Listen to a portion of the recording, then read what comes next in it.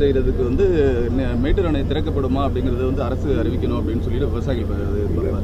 காவிரி நடுவர்மன்ற தீர்ப்புப்படி ஜூலை மாதத்திலும் ஆகஸ்ட் மாதத்திலும் ஜூன் மாதத்திலும் தர வேண்டிய தண்ணீரை கர்நாடக அரசு திறந்து விடவில்லை. அதை உறுதிப்படுத்த வேண்டிய ஒன்றிய அரசு அதை செய்யாமல் காலம் தாழ்த்தி வருகிறது. அந்த வகையில் விவசாயிகள் வஞ்சிக்கப்பட்டிருக்கிறார்கள் என்பதை உணர்ந்து கொள்ள முடிகிறது.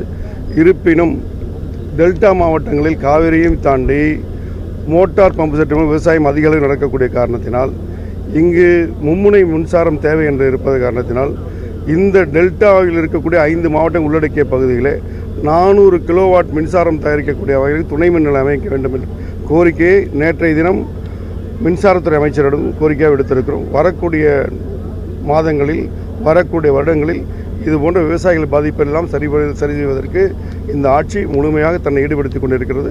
நல்ல செய்தி உங்களுக்கு வந்து சேரும்.